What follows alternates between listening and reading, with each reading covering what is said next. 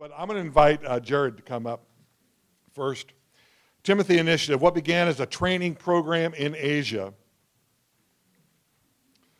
has turned into a disciple-making movement. Here today to share the significant moments in the journey and how God used partners like you to plant thousands of churches and impact more than 1 million lives for eternity is Jared Nelms. Let's give Jared a warm welcome.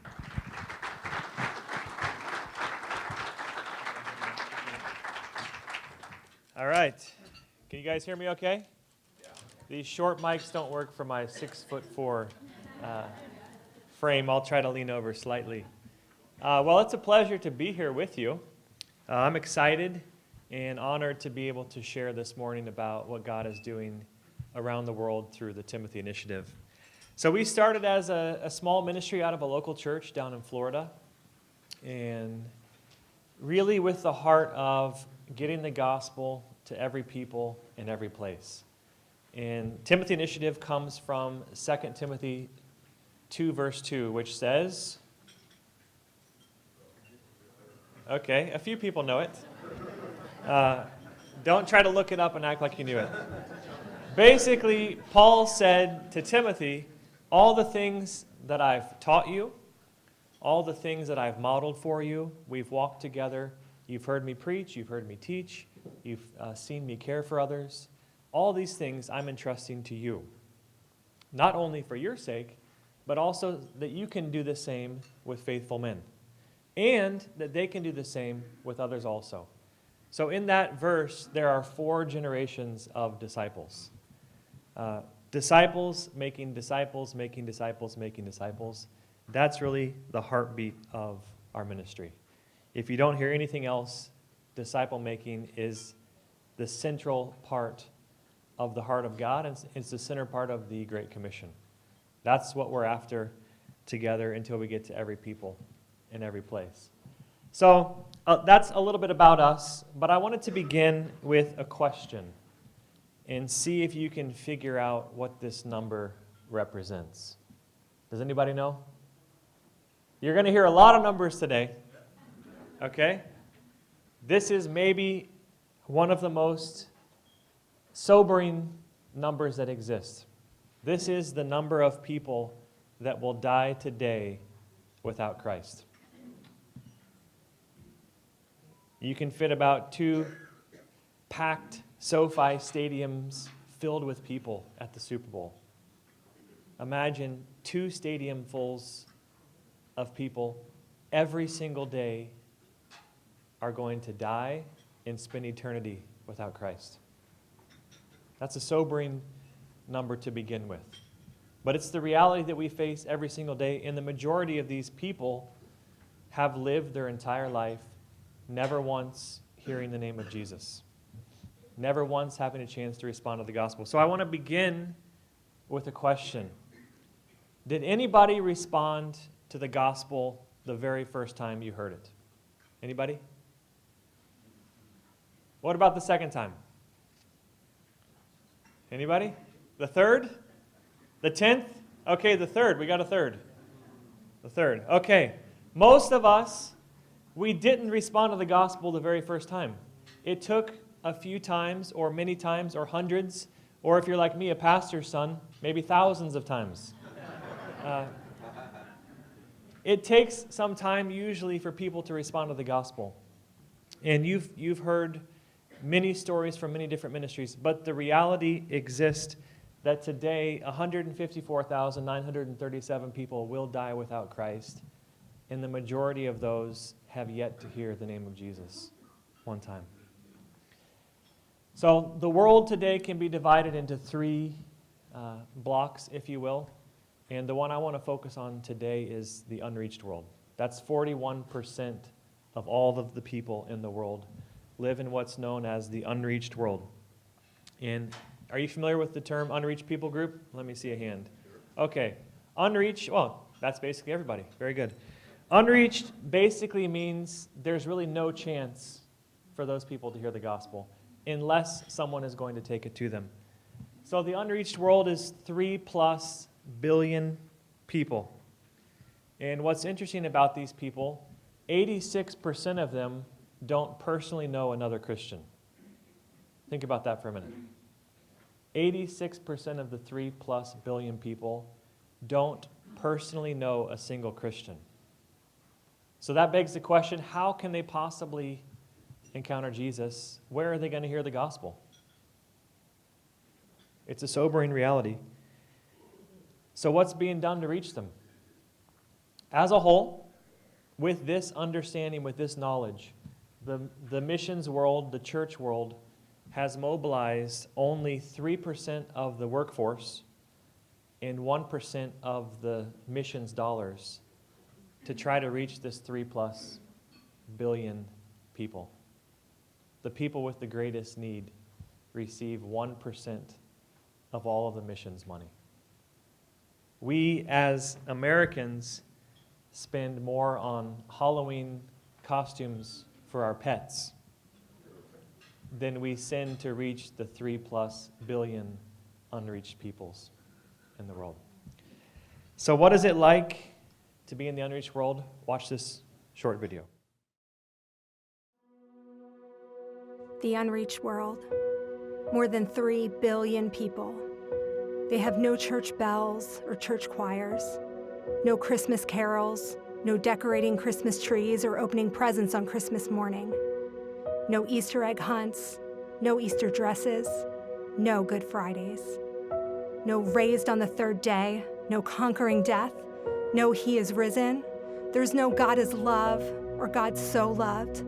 There's no forgiveness of sins, no by grace through faith, no pastors, no church, no Bible study after work, no Bibles, no Christians, no Jesus.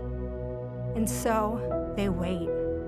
They wait for someone to tell them, just like the generations before them. But for many, the wait is over.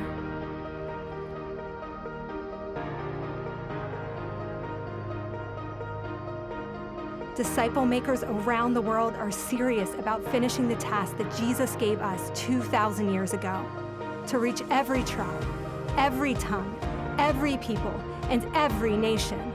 Places that never had a church in their history now have a body of believers who share with others about Jesus. Because no one should live without hearing that God is love, and God so loved, and He will come again.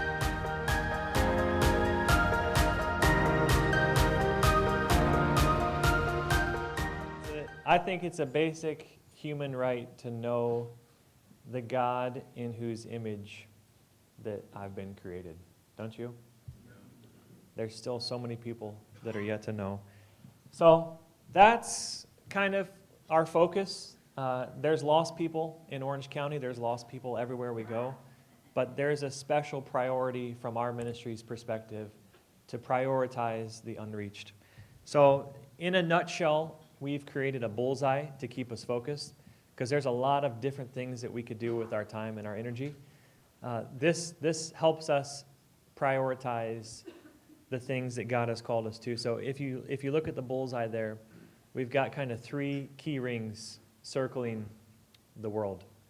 And those are disciple making, church planting, and leader development, all in the context of one another. So you make disciples by making disciples.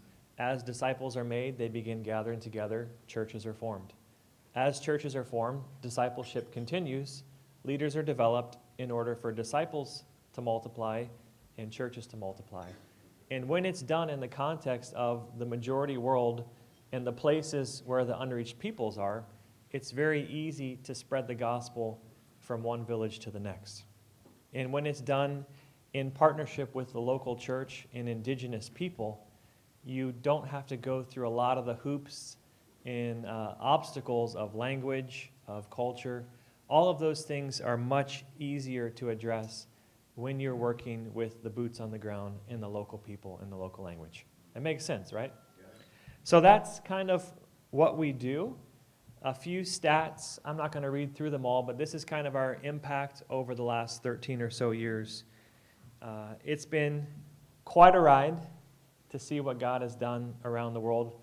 This year alone, we're going to be training over 100,000 disciple makers. in 30-plus countries around the world. And 85% of all of those people being trained are in the unreached world, the places where there's almost no chance to hear the name of Jesus. So it's exciting. One story to tie up the numbers. This is a picture in Myanmar that was taken a couple years ago. It's an incredible story of generational disciple making. So you pastors in the room, sometimes maybe you would be happy if your people just shared their faith once a year, right? I think this Barnabas group is a select group that's much more kingdom focused. But imagine in a church one day lining up 13 people in a row. And what that means is the first person led the second person to the Lord. The second person led the third person to the Lord. The third led the fourth led the fifth. 13 generations. You can't even see them all the way that the picture is cropped. But let me just tell you the background of some of these people. Okay, these aren't normal churchgoers. Well, maybe they are. Some were drug addicts, alcoholics, thieves. Some were prostitutes. There was a homeless widow. There was a Buddhist monk. There was a hermit who lived in a cave for over 20 years. Imagine trying to find that guy.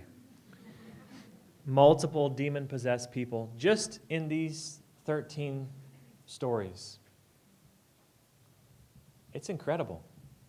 Trying to find those people is extremely difficult. But when you reach the unreached, everybody they know is lost. Almost anyone they talk to on any given day has never heard the name of Jesus. They have no hope. And it's amazing what can happen when those people are mobilized with the gospel and the Great Commission. So there's kind of a new wave in world missions that's beginning to take place. And I think you'll hear it in a lot of the presentations that follow this one today. As you look on the left there, the Christ-centric, Bible-based, Spirit-led, that's kind of been a mainstay in evangelical missions over the years. And there's no need to ever leave that. But I would say currently there's a shift or maybe an addition that's taking place to those, which is prioritizing the leadership of local people, indigenous-led ministries, indigenous-led work. Someone like me doesn't blend in a lot of places around the world. But local people do. Collaboration, actually working together to fulfill something and understanding that we're better together is actually a value that's beginning to take place. And it's about time. And finally, data-driven. There's a lot of wandering generality when it comes to world missions. The stat I just gave you, 3% of the missionaries and 1% of the missions dollars goes to the largest chunk of lost people. What does that tell you? Not a lot of strategic collaboration has been taking place, and a lot of our decisions are not being informed by things that really matter, like where the gospel is and where the gospel isn't, and how we're going to get there. So maybe one or a few things as I wind up here. There's a group of ministries, and this is just one example. There's a group of ministries who have said, we want to prioritize the gaps. We want to identify where the church is and where the church isn't on a global scale, but down to the village level. So over the past few years, we've been working with a few groups, and we've been developing a mapping software. And don't let your eyes glaze over yet, okay? This is exciting. We've been able to map out a global village list, essentially. And what that means is there's 4.5 million places that people live in the world today, okay? 4.5 million populated places. And we have mapped out every single one of them. And the goal now is to go around the world in collaboration with the local people to identify which places have a church, which places have Christians, and which ones don't. And then as ministry leaders, both on a global scale, on a national, and in a local scale, identify in this place, so for example, Orange County. There's this many cities, there's this many towns, this many villages. These are the ones that have a church, and these are the ones that don't. Who's going where? So we're going to mobilize using collaboration, using data of where the church is and where the church isn't, so that we don't continue to have 3+ billion people not hearing the name of Jesus 2,000 years after he's gone. Does that make sense? So there is a real possibility today to get a church in every village, everywhere. Do you hear me? There are still millions of places where the gospel has yet to go. There are billions of people who have yet to hear the name of Jesus one time. So if that interests you, we're going to have a special Orange County dinner in April. On the feedback form, if you just write dinner, we'll figure out how to contact you. But this is a massive task. This is not something that we can do alone. But to fulfill the Great Commission, Jesus said to go to the ends of the earth, to every people in every place with the gospel. And it's a big task, but it's now possible, and it's measurable, and there's a lot of people getting excited about this. So if that's something that resonates with you, we would love to talk further on how we can work together. Sound good? Yeah. Thanks so much.